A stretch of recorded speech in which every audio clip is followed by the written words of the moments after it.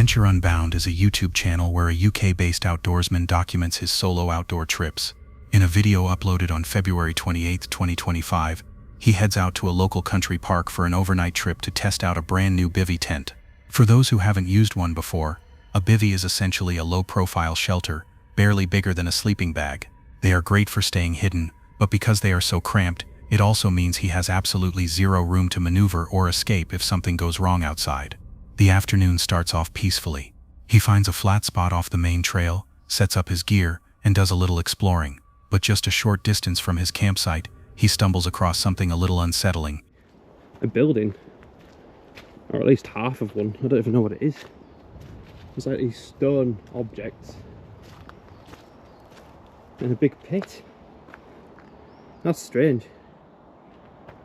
Oh, you never know, it could be a place where they do like witchcraft and that, and potentially sacrifices. So if I go missing and this is my last video, then yeah, thanks for watching, guys. And hidden in the trees, a strange half-ruined stone structure with a deep pit in the middle. He jokes about it being a spot for witchcraft or sacrifices, but you can tell the sheer isolation of the area is starting to get to him. Once the sun goes down, the woods become completely pitch black. After cooking up a quick dinner and enjoying a rare up-close sighting of a wild owl, he eventually crawls into his tiny bivvie tent to try and get some sleep.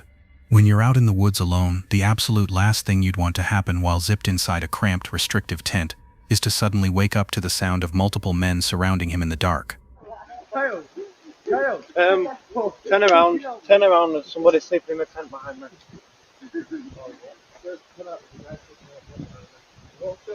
There.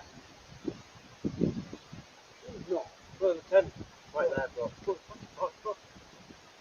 Kyle!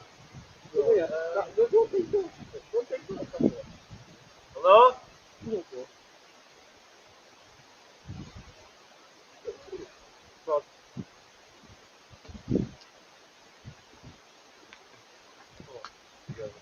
I told you it's bumping it somewhere, so it's not really good. Oh, it's come here, boys, together. Come together. Yeah, but I don't want the guy to feel threatened at all, do you know what I mean? Yeah, leave him to it, mate, let's go. He's got a body cut, look, he's got a trail from there, look. What do you mean, a trail from? Look on the tree, that just looks like animals and shit. You're right. Oh, sorry, we just stumbled across you, mate, my bad. No, it's alright, no worries. I told you. I'm camping, lads. You're doing okay, though. Tell you what. Imagine being trapped in what is basically a fabric coffin, completely blind to the outside world, and suddenly bright flashlights are piercing through the thin material, while unidentified strangers whisper right above his head. It's every solo camper's worst nightmare. Fortunately, in this case, the group of guys realizes someone is sleeping there and actually decides to back off so they don't threaten him. A few minutes later, he turns his camera back on to whisper an update. He's clearly a little rattled, but trying to brush it off. So I've just been woken up by some lads walking through the woods with a torch. They shined it on my tent. They've gone over down to where the circular brick thing was. The young lads anyway, probably in the 20s. Should be fine. Startled me a bit. I was like, whoa, who are you? You know, sort of thing. They didn't come up to the tent. They were about 20 feet away, but still. And it's dark like this and there's no one about. Yeah, it's a bit weird. But yeah, they're just over there now. They've got the torches going, so yeah, a bit weird, but even though the guys ended up being relatively polite and apologized for waking him up, it is still an incredibly creepy situation to find himself in. Interestingly, he noted that after the group walked away from his tent, they wandered straight down toward that strange ruined stone pit he had found earlier that day. He packed up his gear at first light and made it out fine. But what a group of young guys was doing hiking through the pitch-black woods with flashlights late at night just to visit an eerie abandoned stone ruin is anyone's guess. While they clearly didn't have bad intentions toward him, it definitely makes you wonder what kind of late-night activities they were actually out there looking for. Novice Wild Camper is a wild camping channel. His primary focus is to disconnect, breathe, and find stillness, and most of his content follows a very similar format built around that purpose. His videos show the camper going to remote, untouched locations, looking for a quiet place, and usually setting up his hammock by the end, all while capturing that serenity beautifully. And the video he filmed on October 24, 2023, was meant to be no different. The channel's host was out stealth camping in a woodland he didn't know well, just a short distance off from a few houses. Little did he know, this trip was about to be shattered by an incident that would leave him with a night he'd struggle to shake.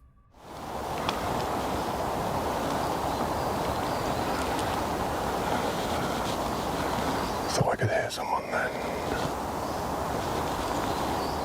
The sounds were too weird to just be breaking branches or something normal, and while feeling this scared was bad enough on its own, it was only the start of a much weirder night, because not only did the strange noises keep going while he set up camp, they also got stranger and harder to ignore with every passing minute. Keep hearing some weird noises, and not just crunches and cracks, but weird vocal noises as well. Anyway. A few hours into the night, things got truly scary for Carl. Because it was pitch black, he couldn't actually catch what happened on camera. Instead, the footage abruptly cuts to Carl sitting inside his locked car at 4 a.m., looking completely rattled as he explains to his viewers exactly why he had to flee his campsite in the dark. I sort of fell asleep to the sound of chestnuts crashing through the trees and hitting the deck. And it's the same sound every time, sort of crunch, crunch, crunch, crunch, thump. After the rain started, but some crashing around that got nearer and nearer and nearer to my hammock. And every time I moved or got out to check, it stopped but didn't run away. So I'd expect if there was a deer or something, I'd hear it run off. Sitting in the safety of his vehicle, Carl explains that the sounds of heavy crashing had started moving closer and closer to his hammock. Now all of this still could have had a perfectly normal explanation. Maybe the sounds in the dark were just a clumsy animal foraging or dead branches falling from the trees above. However, what made that hard to believe was the massive thud that hit the ground right next to him. Realizing that someone or something was actively throwing large rocks and branches at his shelter in the middle of the night, Carl had made the fast choice to abandon his camp and stumble through the dark woods to his car. He waited in the driver's seat until daylight broke before finally getting the courage to walk back and pack up his gear. But even in the morning light, whatever was out there wasn't done messing with him. Yeah. I'm getting packed up. Stuff the bacon and logs.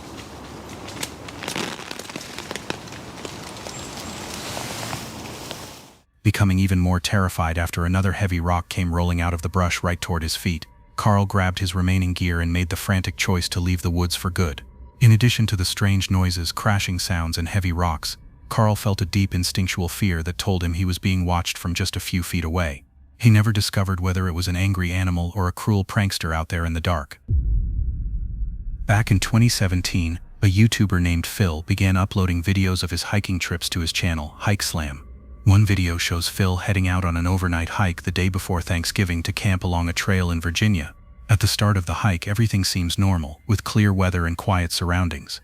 But after about half an hour on the trail, Phil comes across strange-looking trash placed right in the middle of the path. When he looks closer, he notices writing on it, a mix of song lyrics and unsettling phrases, which is when things start to feel off. Some writing on some of this garbage?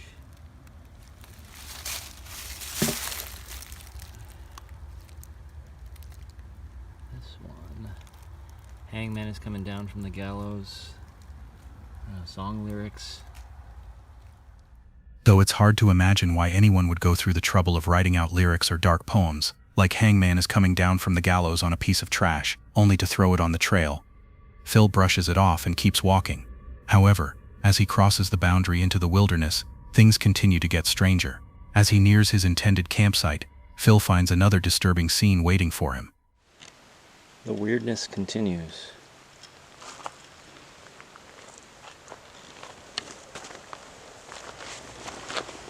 What the hell?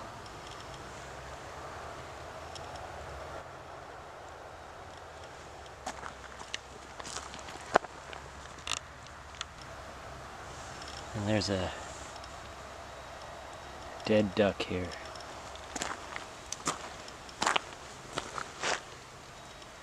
A very long note.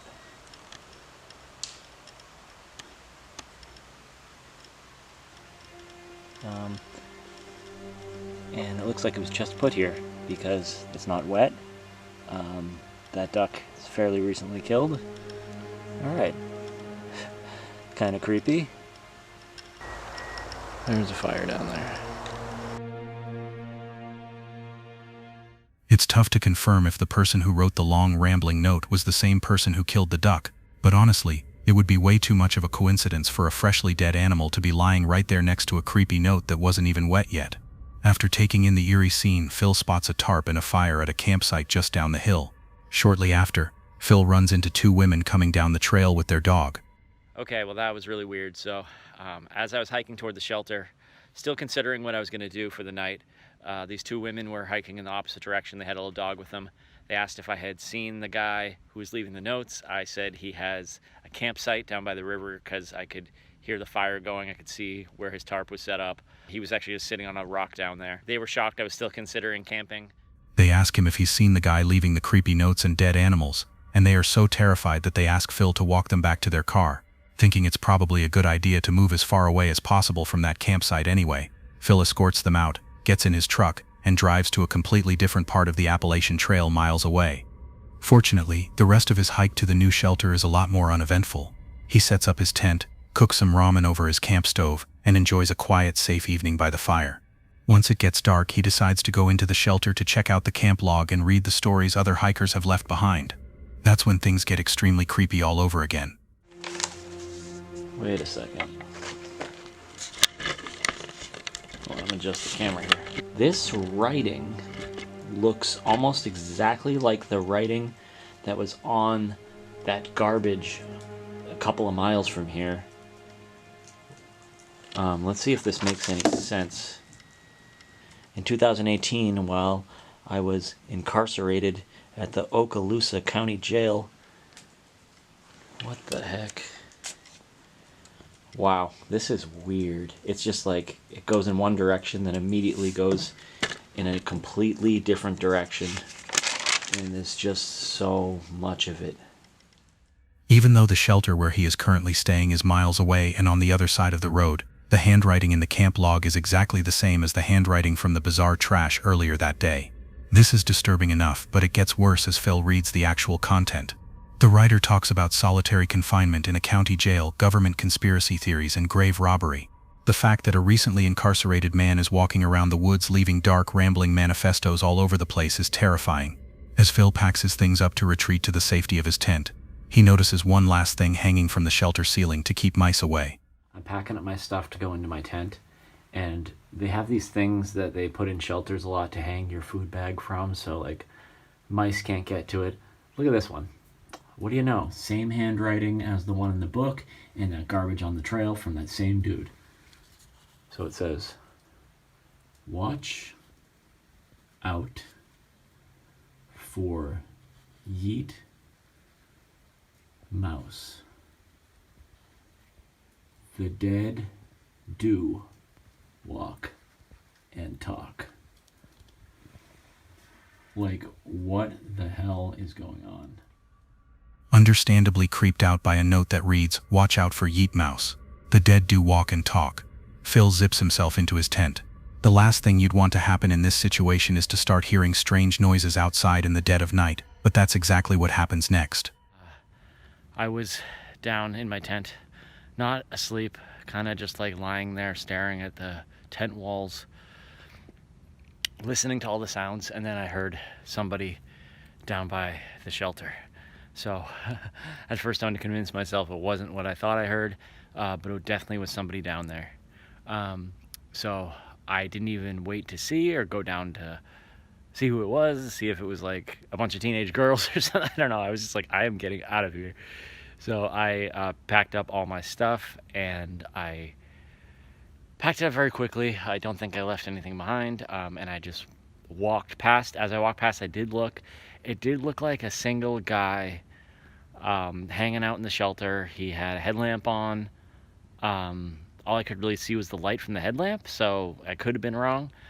But man, it was, yeah. So I don't know. I just got out of there, and like that's the thing. It's like it was probably a guy who was out like me, like out and wants to just go camping or spend a night out. Beautiful night. But I wasn't gonna hang around. I don't know. I guess I got scared. But so I decided to pack up all my stuff and hike back. I looked back behind me a bunch of times as I was hiking to see if that light was following me. It sounds silly, but I mean, like, but now I think I'm almost back at my truck, and I'm just gonna get out of here and go home. While he was trying to sleep, Phil heard someone moving around the shelter. Peeking out, he saw a single man with a headlamp pacing the area. Not wanting to find out if it was the same guy who had been leaving the unhinged notes, Phil packed up his entire camp in record time and sprinted back to his truck in the pitch black, checking over his shoulder the entire way. It's entirely possible that the man with the headlamp was just a harmless night hiker looking for a place to rest. But given the trail of dead animals, the erratic jailhouse ramblings, and the sheer isolation of the woods, it's probably a very good thing Phil trusted his gut and got out of there when he did. Jenna is a YouTuber who runs the channel Jenna Alexis, where she uploads a lot of videos of her solo camping and bushcrafting trips. In November 2024, she uploaded footage of a trip out to some remote crown land in grizzly bear territory that ended up taking a pretty terrifying turn. For the first half of the video, things go pretty much according to plan. Jenna clearly knows what she's doing out in the woods. She chops down dead trees for firewood, crosses a stream, and puts together a really nice tarp shelter using just some paracord and sticks she carved herself. She's out there completely alone, enjoying the nice weather, and it looks like it's going to be a great trip. But out of nowhere, the footage cuts to her completely freaking out. Instead of enjoying her camp, she's suddenly tearing her shelter down as fast as she can and just shoving all her gear into her bag. Okay, goodbye to the campsite that once almost was. I don't think I left anything. Okay. Barely got everything in my bag because I didn't fold everything properly. I'm just trying to get out of here. I have half my stuff in my food bag. It's honestly really unsettling to watch someone who is usually so calm out in the woods suddenly panic like that. She completely abandons the spot she just spent all day setting up and practically runs back to her van. It isn't until she's safely locked inside and driving away that she finally explains to her viewers what actually happened earlier that day to put her on edge. Just to explain what just happened there.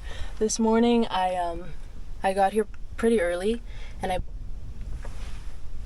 pulled out to the spot that I thought was going to be my spot for the night, and I was getting my backpack, getting ready to leave the car, when this white SUV pulled up and this guy walked out, and he walked up to my campsite, or where my car was parked, and he was like, "Hey, me and my girlfriend were here this morning and I left something, I'm just going to go look for it." And I was like, "Yeah, sure, whatever." But I wanted to wait inside the van until he got back out of the woods and left, so that I knew he wasn't still out there and that he wouldn't know where I was going to hike to.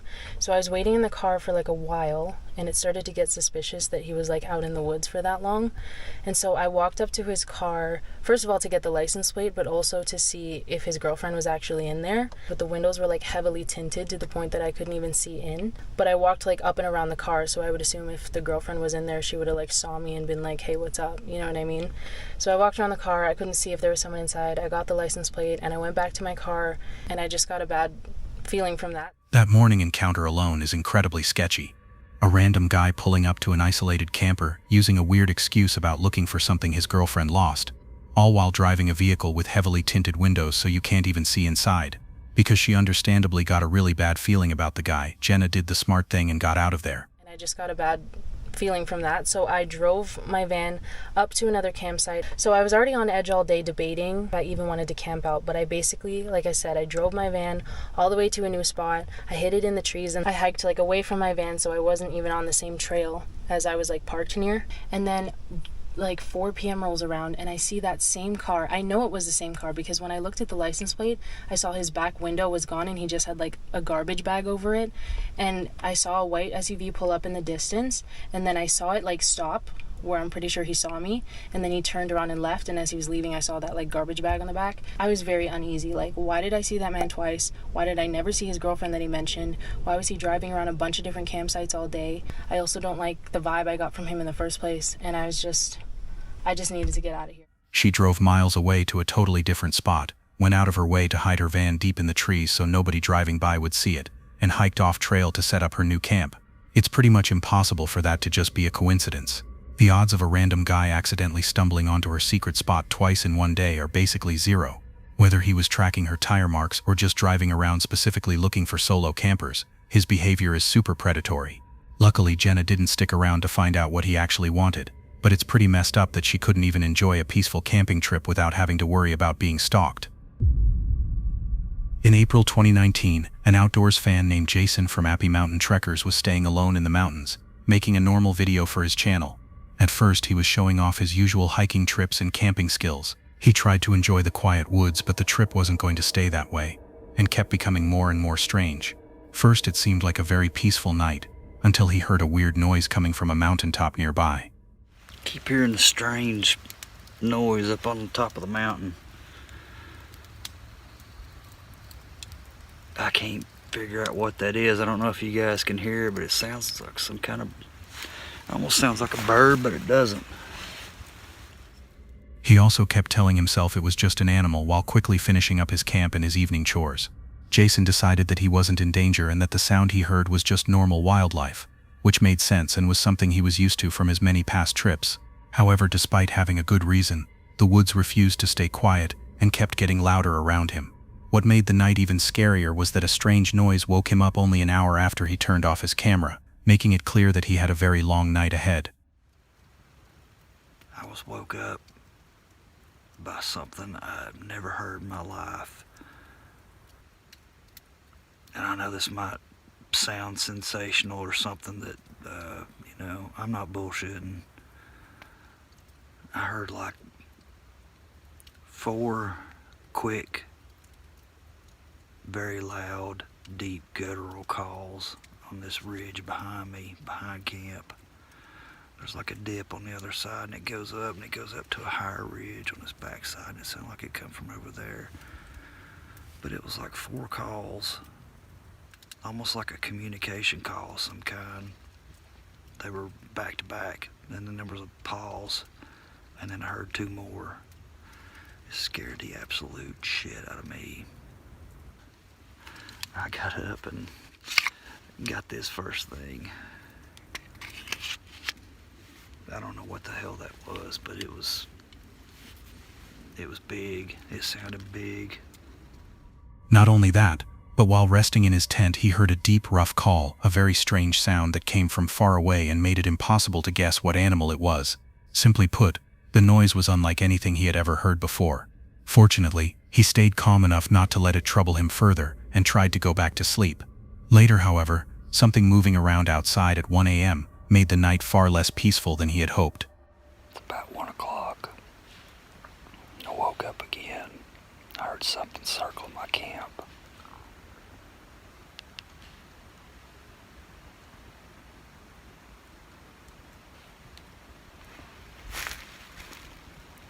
Whatever it is, it's close.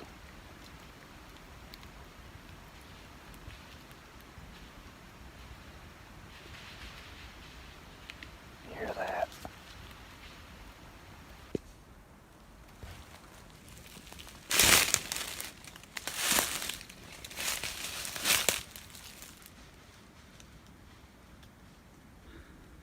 Whatever it is, it sounded like there was 2 or 3 of them, and it started on the other side of my camp, went around my perimeter. As he swept his flashlight around, it was clear he didn't notice the pairs of glowing eyes in the corner of the video and left it at that. However, that wasn't even the scariest part, because a bright white glow suggested that wolves or coyotes were watching him in the dark. Given how these animals behave, they could easily become dangerous if they felt trapped or were protecting nearby young. But for some reason, Jason remained completely unaware of the threat and kept scanning the woods with his light without seeing a thing. Luckily, none of the animals attacked him, and he was able to film his morning update without ever knowing they were there. A YouTuber named Moxley uploaded a video documenting a trip he took with his friend Maine into the reportedly haunted forest of Pretoria Pit. At the beginning, everything seemed routine. They were searching for a suitable campsite while casually discussing the area's unsettling past. The mood was calm and controlled, but that sense of normalcy wouldn't last for long. While walking deeper into the woods, the two also planned to set up camp and see if any spirits might answer them that night, adding a much heavier feeling to an already creepy place. Well, there's a lake just to my right here, and it's said that a white lady has been spotted around it. Let's have a look. I bet that is horrifying at night. But yeah, there's been multiple reports of a white lady seen at this lake. I have to say though, a white lady, she gets around, doesn't she? The old pit they passed was known as a place that claimed 344 lives. According to the local stories, there was also a white lady seen by the lake, At first glance, pitching a tent seems like one of the easiest things to do out there, but the first signs of trouble were already starting to show. So I can come back and collect a load of these bricks. And then with them, we can do like a little fire pit, get a fire going, keep warm.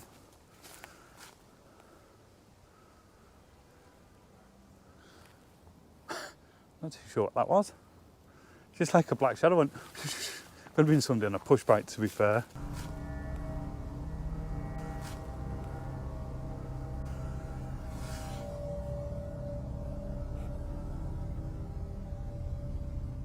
Moxley had plenty of woods experience under his belt, but he wasn't completely familiar with this particular figure darting between the trees and didn't know about the sharp whistle a few moments later. So let's go get the tents up. Let's get the kettle on, have a coffee, then wait for nightfall to...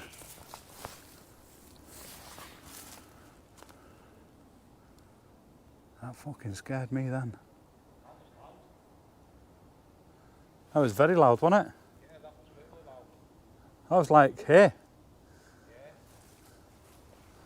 A whistle suddenly echoed from under the trees, confirming they weren't alone.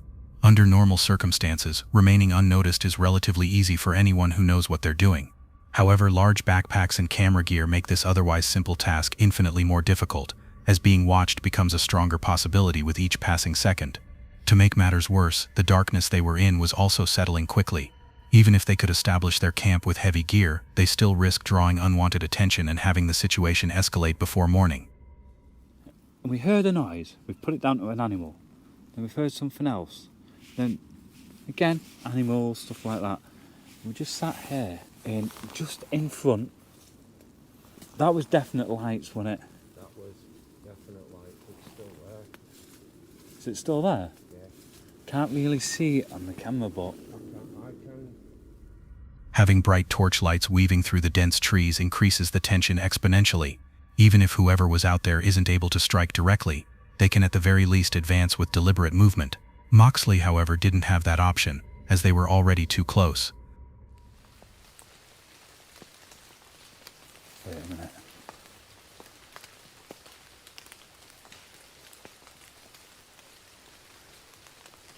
There's people in the woods. Yeah, there is. I'm going to flash back over towards them. They're over there, where my torch is now. Yeah, you can see it. See them? Yeah, they're coming this way. I told you, didn't I, when I was in the tent, I thought I could hear stuff over there. That's why I thought, you know what, let's go out. Yeah. Let's go do a bit of a ghost hunt, in a little bit of a walk, check the area out. And no sooner I got out the tent did I see the lights. Yeah, well, I know which now is making me believe, even though they've not really been hostile with us, they haven't. They've not approached but could they've approached the tent whilst we've been asleep? They could have done. Or trying to go to sleep, and that was the noises that we were hearing because we didn't have the lights on, so they couldn't locate where the tent was. Fortunately, this worked. After a long but silent night, they outlasted the immediate threat and made it out completely unharmed. They realized an unmistakable and chilling truth: you never really know who is watching.